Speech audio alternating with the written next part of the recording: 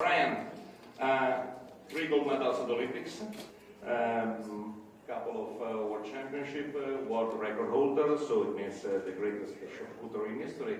In Los Angeles, you can go for the 4 gold medals in the same discipline. Only 2 athletes, Al Porter and Carl Lewis, do that. So you're fighting not for history, you're fighting for legend. Yeah, that for me would be a dream come true. I mean, as an American athlete, to end my career and retire on American soil would be the ultimate dream. But yeah, I just focus on the day-to-day, competition to competition, and it's worked so well so far, so I'm going to try to keep that up. And Ryan, you meet again our guy, Leonardo Fabri, and the other great of the shot put, and what do you expect for tomorrow? Yeah, I think it'll be a very good competition. Fabri has spoken a lot about throwing in Rome. I know he's going to be the most excited athlete to compete tomorrow, I think, in the entire stadium. So I think it'll be difficult to beat. So I'm expecting a very good competition. I'm happy with how my training is going. Joe Kovacs is also shaking off jet lag, coming off of Cilicia. So I think the 3 of us, and possibly Peyton Otterdahl as well, I think it's going to be an extremely good competition. So I'm hoping the crowd will at least cheer a little bit for me and not entirely for Fabri. But it'll be great. Anytime we have a very strong local competitor in the event, it's great for the event. So I'm excited, and I'm happy for him that he gets to compete in front of the home crowd. Question for Ryan. How important was it for you to get that gold in a season when you've had so many physical problems? Yeah, so each gold in each Olympics is different.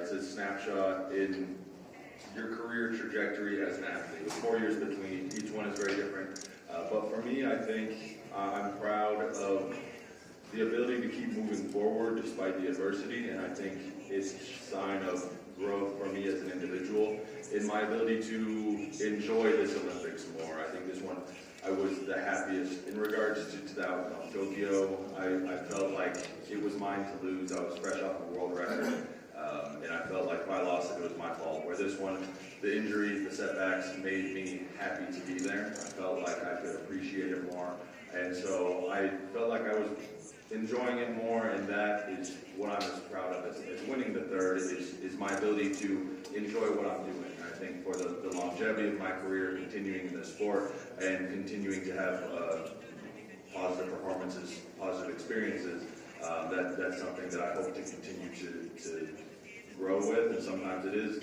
those setbacks and those adversities that make the moment more special. More from the goal of the discus throw than the shot put. How do you consider your double role as athlete and coach? Yeah, so it was a very exciting time. Working and coaching.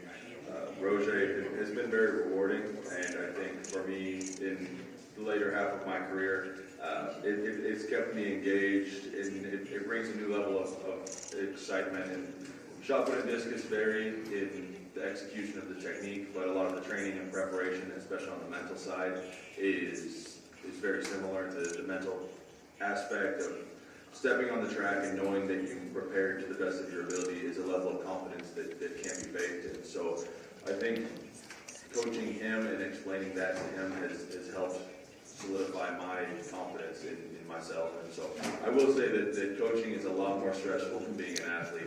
It's way easier for me to step out on the Olympic stage and compete than it is to be preparing someone else, and you sit in the stands and you see things going on. It's like, why are you doing this?